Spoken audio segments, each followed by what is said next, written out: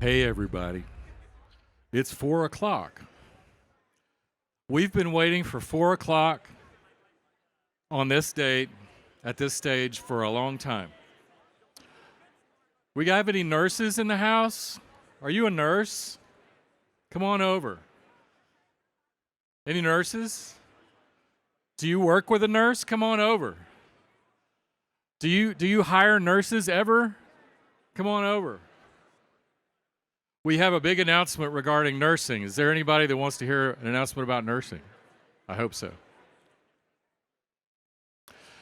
I'm John Mark Green. I'm the Director of Innovation at CHIME. We want to thank you all for coming. We have a big announcement that's going to benefit everybody, I mean everybody, down the road.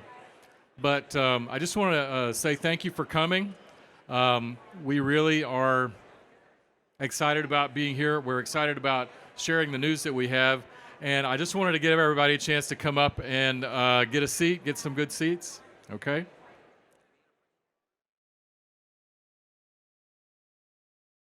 All right. So I'd just like to welcome here on behalf of CHIME. We have been planning this for a while, and you may have heard of the ScaleHealth and CHIME challenges. ScaleHealth and CHIME have been working together for the past year. We've been basically doing something that providers were asking for a long time, and we were trying to figure out a way to make it happen.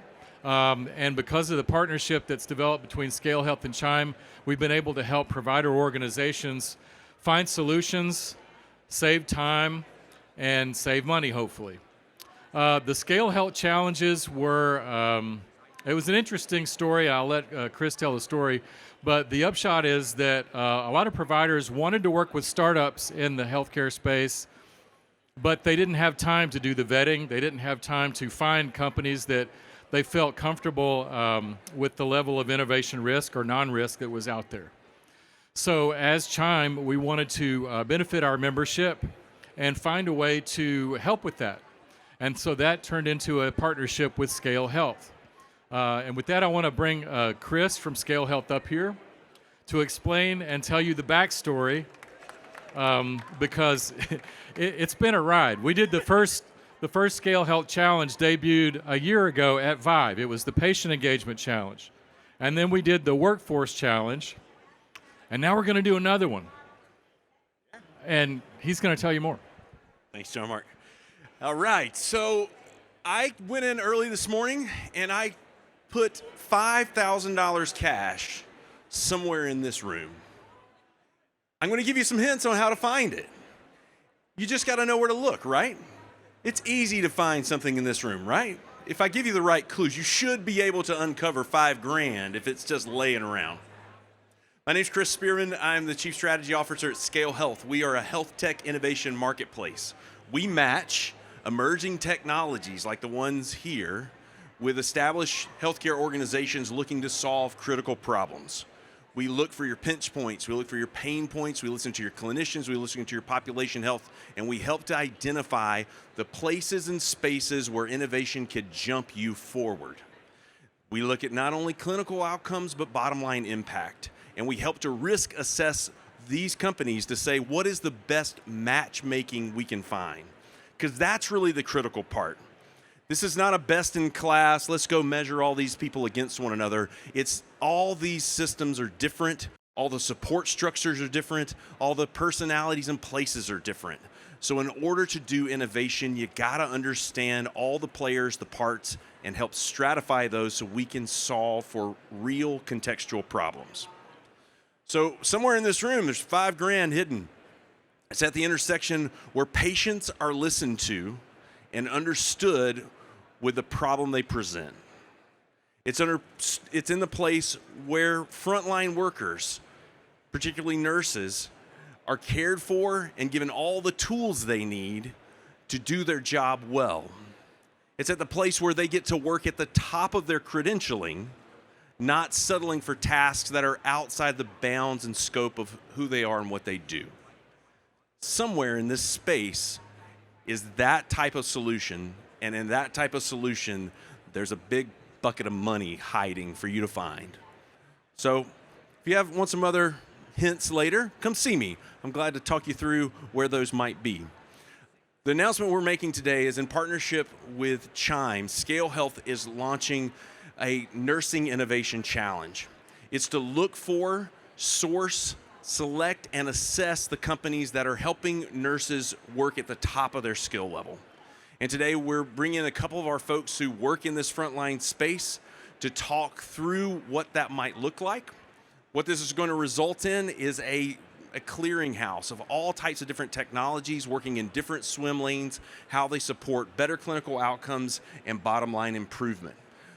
In a few months, CHIME members from around the country will have access to this report and can look in and see what these technologies are, what they do, and connect directly with the people who run them.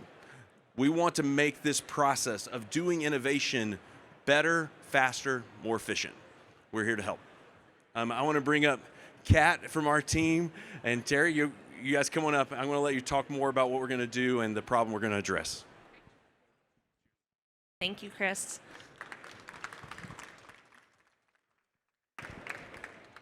I'm Kat Karami. I'm the VP of Healthcare Operations at ScaleHealth. It's an honor to be here today. And more importantly, so I have the opportunity to speak with Terri Couts, who's the Chief Digital Officer for the Guthrie Clinic. She's also a nurse by training. We're going to spend a few minutes to discuss with Terri some of the initiatives and successes and challenges in the nursing, specifically around nursing, as part of our announcement of the Nursing Challenge. So thank you so much, Terri, for taking the time today. So last February, if I'm not mistaken, the Guthrie Clinic launched a virtual nursing initiative to challenge some of the pain points around high traveling nurse costs in response to the staffing shortages around nursing and some of the nursing crisis that we saw coming out of the pandemic. Would love to hear from you. What was the impetus behind launching that initiative at the Guthrie Clinic? What were some of the challenges that you faced in implementing that? And ultimately, how were you able to make it successful? Sure. So I serve at an organization that's primarily serving rural patients in the state of New York and PA. About a 10,000 square mile region. We have 6 hospitals. In any given geographic, it could be 2 hours to get to one place to the other. A lot of the areas do not have cell phone coverage. We have broadband issues, and guess what? We have recruiting issues. And so then you have the challenge of the pandemic and people leaving because they felt unsupported. And for the first time, we had this experience where we had so many travelers in our system. Like we had quality and patient experience that was, and patient safety to be frank. Not only the finances, because obviously $7 million in traveler spend is huge for an organization that's already in the black or already in the red.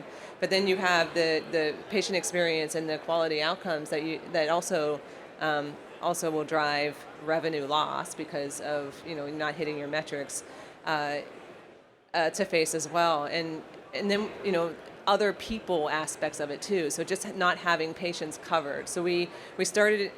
So I actually have the honor of sitting at a table where I can listen and learn from operations staff to hear the problems that they're facing. So earlier today I was having a conversation and somebody said, "You used to be a nurse." I'm like, "No, I'm still a nurse. I still provide patient care. I just do it in a different way." And so a lot of my time is about going out and talking to staff, understanding what the issue is. And I was seeing and hearing that we had patients that were not being covered for simple things like fall risk. So we do a lot of one-to-ones to make sure that the patients don't fall in the hospital, because that costs the hospital a lot of money, and it also is not beneficial for the patient. And I just happened to be at a conference similar to this where I got introduced to a product, and I was like, I bet you that might actually help us. And then we started going down the conversation of what else could it do? And just asking additional questions. And so we started out with telesitting and had it was easy to get it in because my CFO was like, well, that's a true ROI. Now one person sits for 16 patients instead of one, and so I'm saving 15 people, the cost of 15 people, over and over and over again. But then when we started looking at how can we use this same technology to drive different outcomes, and so we started down this road of developing what we call the Guthrie Pulse Center. It's a centralized command center that has virtual components and operational components in one space, and looking at care model redesign enabled through technology, and started having questions around, could we do a virtual nurse program? Could we start looking at tasks that this product can help us with, but also it's really about process change and just being able to scale it at a point where we actually saw some outcomes. And just started diving. I mean, we did a pro forma. We looked at our patient safety events and said, what could we influence with this? So medication errors is one, right? So you have an overworked staff that's running around, alarm, and we have higher medication errors. What can we influence with this technology and change the way that we provide care? We had a nurse in the ICU that would take about 33 minutes to leave their space, to go find another nurse, to leave what they were doing, to come into that space, then do a second sign for a medication. It takes 90 seconds in our Pulse Center because they use technology that drives efficiency, that gets them the help that they need at the time that they need it. Oh, and the patient doesn't experience that negative outcome. Same things with blood administration. We had a lot of blood waste. So we just started driving down what can we influence. And then we held true to that when we actually implemented. So we looked at things that would allow us to drive the ROI that we were looking for. Not everything's going to have that easy ROI like the telesitting, but if you're driving towards a goal, then you start to see those outcomes that happen with enabled care through technology. That's fantastic. And the work that you did, I believe, earned you the award of the Innovator of the Year award for CHIME. So congratulations on that. So you talk about the use and leveraging of technology to be able to deploy various initiatives that kind of together become part of your command center, right? Can you speak to any of the other initiatives? You mentioned the virtual nursing, the virtual sitting. Is there anything else that's part of that you could speak to? So we started out with virtual nursing because we had, particularly in our ICUs, we had a lot of travelers. Most of our nurses were 3 years experience or less, which is very scary. They don't have that intuition, they don't have that experience, and they don't have anybody to reach out to. So we really started because we wanted the virtual nurse on the other side to have that mentoring, coaching, phone a friend kind of support. But then we thought those nurses could also help us if we centralized our transfer center, all of the traffic in and out. The people that are taking the phone calls, they're EMS and paramedic, they're medically trained, but they don't have that critical thinking that a nurse has. And so they could actually help support the transfer center. And then we put in a centralized telemetry where teletechs are monitoring all of our hospitals across. We had a reduction in staff and the need for space in all of our hospitals, but also if there was a critical rhythm that they wanted somebody to look at, they go to that critical nurse that's sitting in that same space and says, hey, what do you think about that? And then there's that escalation process. We also have the telesitters, and then we're getting ready to implement centralized bed placement because, again, it's about that throughput. It's about maximizing our resources, not just from what hospital that you go into, but what bed is best for that patient at the time that they need to be served. And it could be influenced by staffing or services or all these other things. And so we're doing centralized bed placement, and then we also have our EICU in that same space. So intensivists that can serve all of our ICUs depending on the capacity of that space. Yeah. That's fantastic. Thank you for that.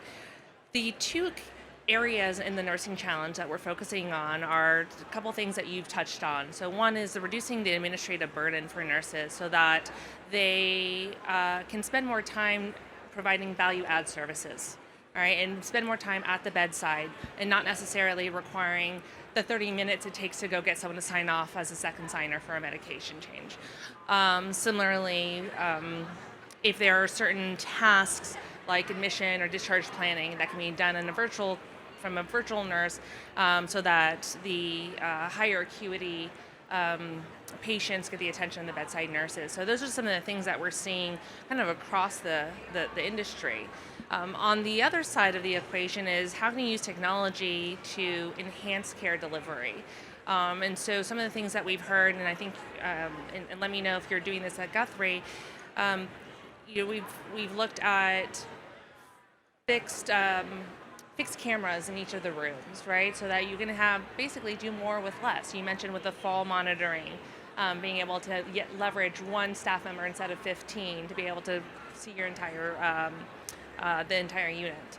So are there any other areas across the organization where technology is being leveraged to identify those areas for efficiency with a focus on enhancing care delivery or reducing the administrative burden? Yeah. So I would say we did put a fixed camera in every room, two-way speakers. It actually has an AI platform that sits on top of it, so there's some enhancement there. We're looking at ways that, because there's the computer vision and also there's the ability to hear things, can we use that technology to then develop other ways to serve efficiencies, like automated documentation. Like for pressure ulcer reduction, that's all about whether or not you turn the patient. And if everybody gets busy and they forget, is there a way that the system can alert us that turn wasn't done? But also, if the turn was done, can it document it for you? And so looking at ways to think, broader than the actual problem at hand, but lifting all of that work from the nurses. Even from a patient experience standpoint, we're looking at, can we use that technology to enhance their questions or the need that they have at the time, or maybe a family member comes in and they weren't there during rounding, can they engage that virtual nurse to help support so that the nurse at the bedside can continue to do the work that they're doing instead of having to be pulled in? Or maybe patient education can be delivered a little bit differently at the time that the patient is ready, not the time that the nurse can deliver it because the nurse is really busy at the bedside. And so just looking at how we can use the technology, we did take a platform kind of approach. And so when we looked at it, we did look at it from a 5-year plan. There were some mishaps. I mean, there were some things we didn't think about. So when we initially deployed, we used mobile cameras. Well, then that takes a lot of logistics on whether or not you can move things in and out. So that's why we made a decision, no matter what room, we're putting fixed cameras in. We wanted that expense up front, but then we can utilize it for multiple use cases. We didn't think about that patient experience of the virtual nurse program initially, from the concept that all they were hearing was somebody coming out of the speaker, right? And so that could be a little alarming. So now we're integrating it with the ability to see it on their television on the other side. So they have that personal interaction with the nurse. But then also, hey, we could probably do virtual registration that way too. And enhance our, because that registration staff actually is something that we struggle with as well. Or could we use that same thing for consults? There's a lot of transfers that happen because there's a neurology consult that's needed. But a lot of times they don't need to stay in that facility. So could we do that consult virtually on that same platform in that patient's room? They never have to get moved and then they get served. And they probably have a shorter length of stay because a lot of these things take time to organize. And so just looking at it a little bit differently allows you to kind of expand. I can tell you when we first started, it was me pushing it because I saw a need. Now I formed a governance committee around it because we're getting so many asks that we have to say, okay, now we have to back off. Like, is this the right place for this, or can we consume it, or what's the outcome that we're trying to look for? It's kind of flipped itself on its head. You bring up an interesting point because a lot of time when we introduce innovation, there may be some initial resistance because intrinsically people are resistant to change.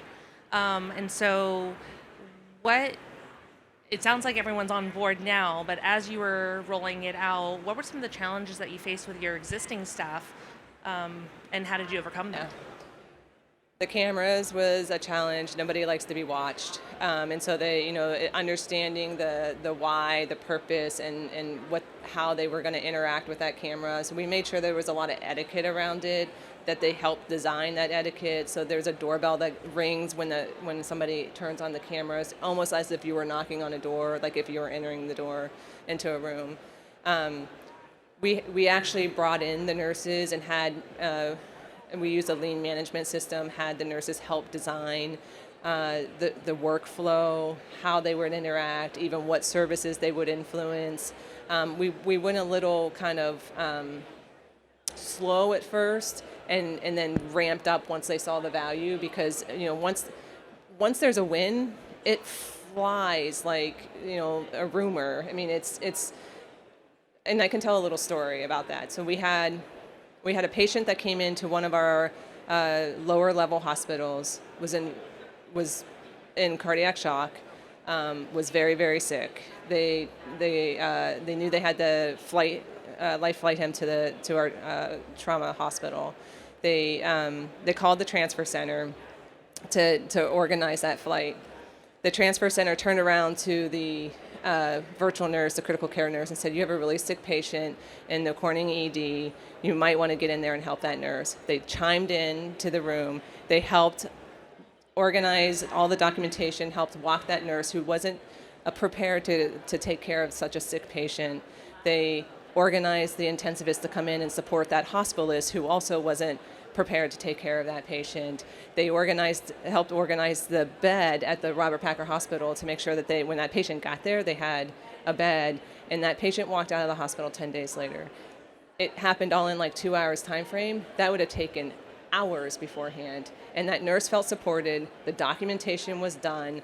That there was nothing to kind of follow up on afterwards. The patient had an outcome that probably wouldn't have happened otherwise, and it was all about that coordination in the room. And so understanding like all these components, it's like they wouldn't have worked. They would have been siloed before. It would have been departments calling departments and trying to organize care, and it happened like that because we thought a little differently. We thought about the care model that we were trying to deploy and how we needed to change that. And I think you've developed a process that could be replicable across other health systems. I mean, as a case study of success, but that's not always a blueprint that other health systems follow. So if you had advice for, and I know there may be some in this audience, but definitely at this conference, if you had some advice as far as adopting the process in which you went about vetting the technology, adopting the technology, and the constant change management that was required for its success, what would that be?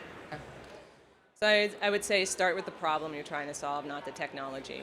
Because once you understand the problem, you can then fit the technology. And I think that's what Scale is going to offer, honestly, is that if you go to them with a problem, they're going to have a lot of solutions that they can introduce you to that can help vet that process out. But start with the problem. Make sure you communicate a lot. I mean, even it's a year old, we've had a lot of successes. We've saved $7 million in travelers. We've reduced our time and chart for each nurse per 12-hour shift by 30 minutes every day. So that's huge as well. And so you think about all the things that but I still have to talk about the why. I still have to make sure that the process is being followed. I still have to go and talk to our hospitalist who maybe doesn't want the intensivist help. And so it is a lot of communication, a lot of rounding, a lot of understanding, a lot of trying to make sure that the change, because change is personal, and change is iterative. Like it doesn't happen overnight. And so there's just a lot of communication. And don't forget all the stakeholders. So like the patients and all of the other people that you need to pull into the fold. I would just say that, starting with the problem and then understanding what you're trying to solve and then applying the technology. Yeah. So that's a good segue to the Innovation Challenge itself. So Terri, this is your second challenge that you're part of. You were part of our Workforce Challenge. And just for everyone's awareness, we now have 12 health systems who are partnering with us on this nursing challenge across the country. This is a challenge that is affecting every health system in the U.S. And to your point, what ScaleHealth and CHIME are doing together is listening to the industry, listening to the major stakeholders, and understanding what the pain points are. And so part of our process in defining this challenge, for example, is speaking with each of the key stakeholders that are partnering health systems, really understanding what the pain points are, synthesizing, consolidating those into the challenge prompts. And so that's how we arrived at the two major categories around reducing administrative burden and enhancing care delivery. And so defining that challenge in a very informed way, I think this is one that's definitely touching many, many health systems. But then going through a process of curiosity and willingness to experiment. And a lot of the solutions may not be fully validated or vetted, in the industry, but going through these innovation challenges gives them an opportunity to apply their solution to an identified problem, to your point. So at Guthrie Clinic, what has been your experience in adopting innovation? What is the process from a procurement standpoint, from just kind of an internal stakeholder alignment perspective? You mentioned it's not just the key decision makers, it's the patients, it's the nurses, it's the providers. So what's kind of the ethos behind adopting innovation at Guthrie? So I think, the healthcare sector is probably the most risk adverse, less likely to adopt change, or sector of in any industry. But we do it for a good reason, right? If we mess up, we hurt somebody. And so we're all in healthcare not to make money, but we're in healthcare to influence and take care of patients and serve our communities. So I think, we do take the approach that I hate the word pilot because pilot's like where projects go to die in my sense, but we do try to understand. So we take a smaller sector of deployment so that we can say, what do we need to change? And we have that rapid change. I think that being agile and being rapid makes the adoption more palatable for our caregivers because they see that change right away. They don't have to suffer through something for long periods of time. It's really hard in an IT world to consume all the things that we're asking them to consume. And so being there and supporting them in that rapid change so that you can actually have a successful project. I think also making sure that we don't just implement and walk away. And so it is a partnership. It's a partnership between the vendors, a partnership between our IT services and our caregivers. And I think even holding our vendors a little accountable to the outcomes that they say that they're going to do. I write that in every contract because to me, I heard somebody talk yesterday, and he said, in the retail space, if it doesn't work, you can return it. You can't do that mostly in the healthcare space, and so I took that because I was like, that's really true, and so holding our vendors accountable. But I think it's really just constantly working through that change. It's not likely going to work the first time. I gave you a couple examples how it didn't work the first time, and we had to change to say, oh yeah, we didn't think about that, and being okay with that because failure isn't really about failing, it's about learning fast. And then if you learn fast and then you can implement those changes, then the adoption becomes more real. Fantastic. Well, I want to make sure we have a few minutes in case there's any questions from the audience. But before we do that, any last words for people who are interested in applying to the Innovation Challenge? Anything specifically that Guthrie is looking for related to nursing that you haven't solved yet? Because I'm sure there's some things you haven't quite figured out yet. But anything else that you'd like to let people know?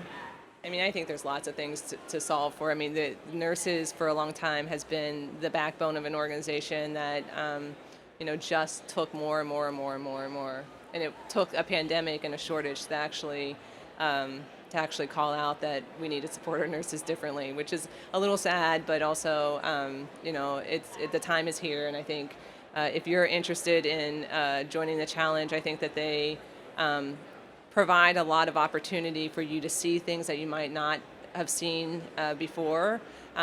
Almost kind of like online dating, right? You can kind of swipe through the things you don't like, and then you can talk to the people that you do like, right? It's a similar kind of concept. They do all the work for you. That's what I liked, is that it was easy to consume. I knew exactly the risk level of each of the vendors. They did a lot of the background work, and the data was really valuable to help us with just processing through the risk. Because when you work with startups, there is a risk. But I also think when you work with startups, they can be just as agile as you, as fast as you want them to be too, which is a benefit.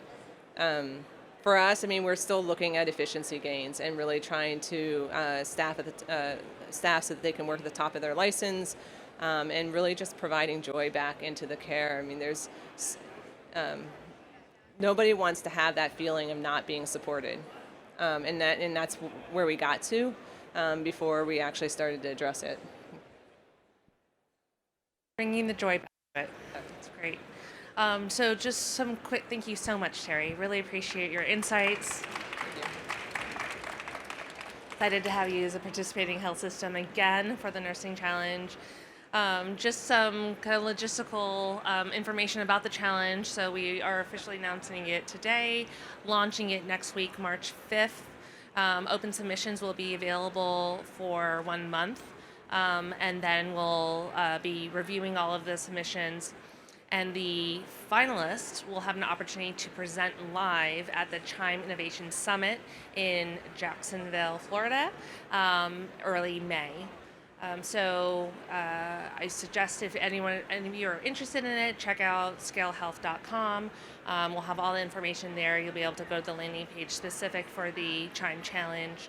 And welcome any and all ideas. And I'll open it up to the audience for any questions. Yes. Oh, thank you. Thanks, Terri. That was fantastic and very informative. With the virtual nurses, how do you handle the alarms or real alarms versus all the alarm fatigue from a distance? And then my second question with the startups and the vendors, when you do I don't like the word pilot either. I call it be a pioneer, right? Like, let's pioneer this and try to advance healthcare. When you are a pioneer for a vendor, do they have to tap into Epic, go through all the cybersecurity, all of that prior to going live with the first patient? Yeah. So for the alarm fatigue, we did work with a company that integrates into our EMR that allows us to kind of manage those alarms. We have communication tools that we also, because our virtual nurses don't sit in the hospital, they're actually at a remote location. And I did that on purpose because it was new, and I know that if they needed staffing, they were going to pull those virtual nurses. So I made sure that they couldn't pull them. So just another thing to think about. But they do document in Epic. All the data is in the same place. We communicate. They are part of the care team. They have assignments just like a regular nurse at the bedside. And they have, depending on if they're a critical care nurse versus a med-surg nurse, they have different kind of task that they do. But they do have the ability to engage that way. So it's through integration into the EMR. The second part of your question is absolutely they have to go through our cyber and our contracting process, and primarily because we have to make sure that we protect the patient's data and our healthcare system. And I'm sure everybody's aware of the recent cyber event and how impactful that can be on a healthcare system. And so we have started to build that into our contract and having an assessment early on so that we understand our risk. Of course, it could still happen, but most healthcare systems that get impacted by a cyber event is through a third party. And on that note, as part of the Innovation Challenge application process, there are a couple of information security and HIPAA assessments that you would need to fill out as we do that initial vetting process for all of our health system partners, because we understand the procurement requirements to be able to work with them. Paul Lure with Big Data Studios. Quick question for you about how important is it to market or at least provide patient engagement from a multilingual or also demographic information too? Is it to harness that personalization? Yeah, so we don't have a lot of diversity as far as language goes in our community, but I do think it would be really important. We acquired a hospital a couple years ago that has a very large Ukrainian population, and we weren't prepared to take care of that, and so we did have to kind of course adjust and understand that. But it absolutely, it's kind of like bringing in all the stakeholders that I talked about earlier. You really have to understand the stakeholders that you're serving and how it's going to impact them, because the technology, honestly, is the easy part. It's the process and the people change that is the harder part of innovation. Any other questions? Great. Well, thank you so much for joining us today. We're very excited to officially launch the CHIME and ScaleHealth Nursing Innovation Challenge. And thank you again, Terri, for your time today and being one of our participating health systems.